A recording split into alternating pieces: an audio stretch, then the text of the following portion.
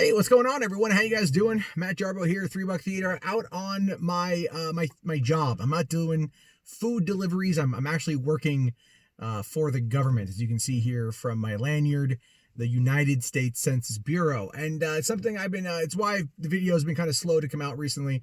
But I wanted to talk a little bit today about DC FanDome.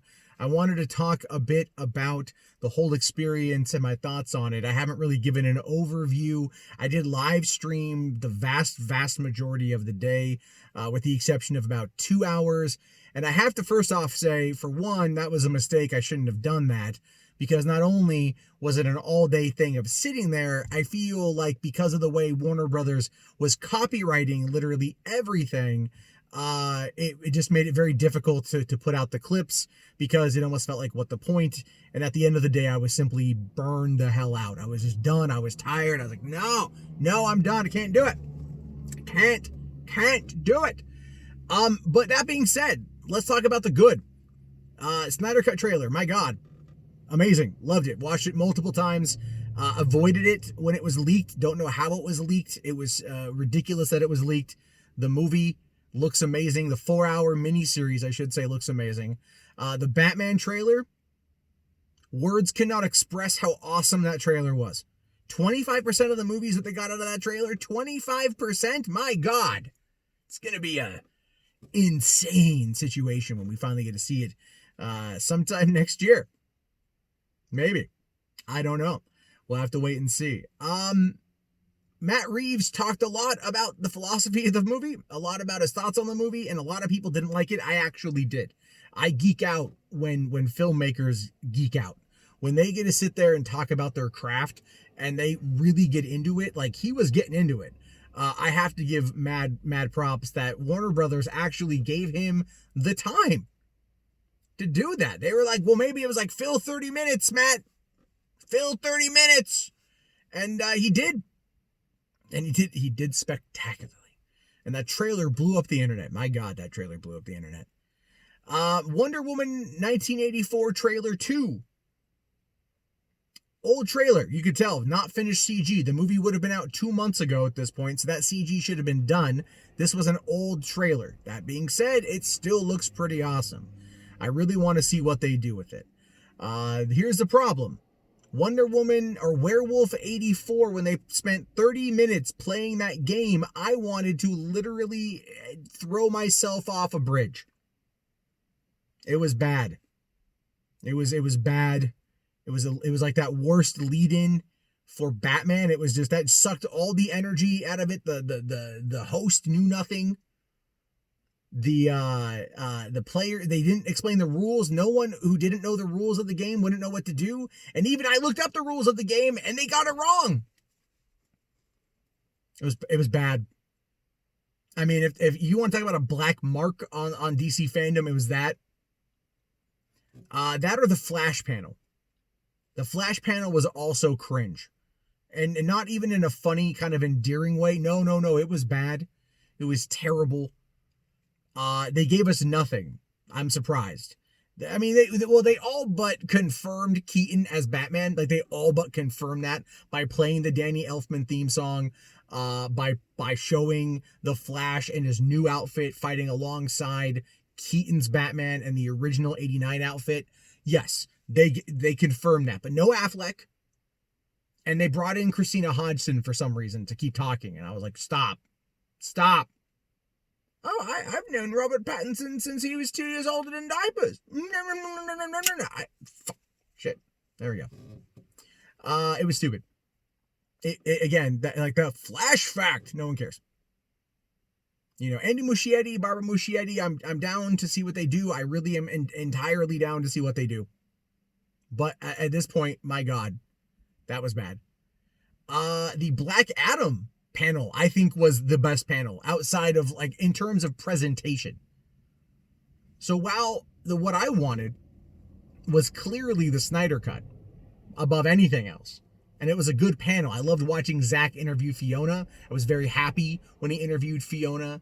She's done so much work, her and a lot of other people have done so much work, and the fact that he interviewed them above bringing on the cast for cast interviews, I thought was awesome. I thought that was great, and that was pure Zack giving back.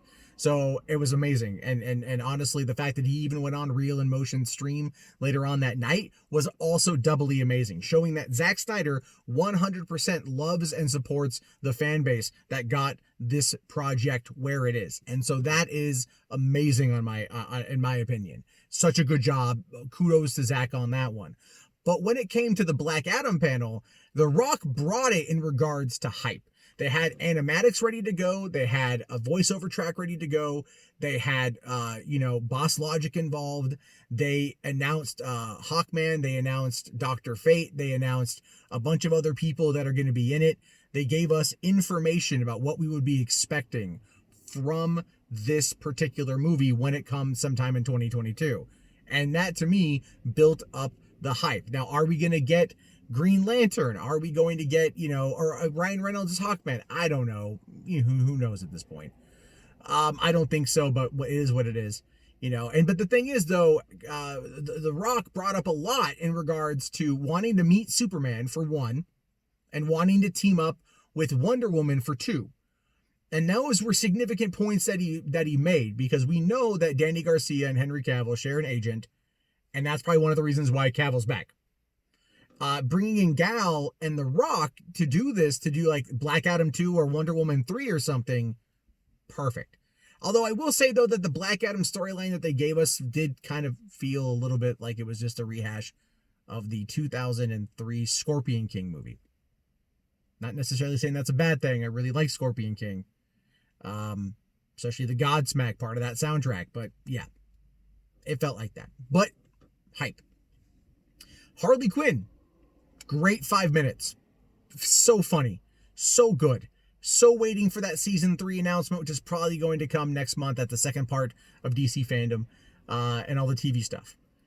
I skipped out the middle section of the day. I don't know. I talked over a lot of crap I didn't find interesting. CNN Heroes. Hey, good in theory, bad in execution. Why? Because it sucked the energy out of the room. It sucked the energy out of what we were going to be seeing. It sucked. Now I'll tell you the two things that were, I'll tell you one that was good and bad at the same time. Aquaman 2. Love James Wan. Love the actor. It's Patrick Wilson, who played Orm. I love him in Watchmen as Night Owl. Like, he's a good actor, and I can't wait for Aquaman 2. Where was Momoa? Why wasn't Momoa at the Snyder Cut panel? Why wasn't he for Aquaman? This is a remote recording through Zoom.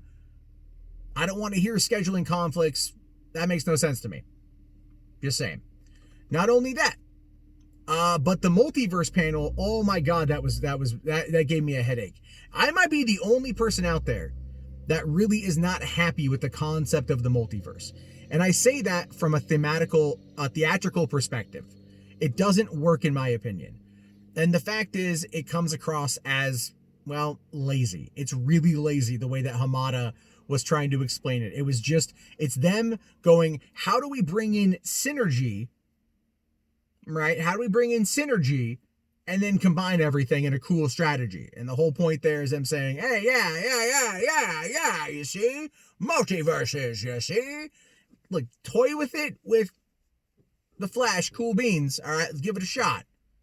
But otherwise, leave it alone, man. Just like, don't go linear. Snyder cut that, you know what I mean? But then again, Gotham PD, the show, sounds amazing. I can't wait to see Batman, and so I'm confused on that front as well. We'll have to wait and see what happens. But when I boil down the day,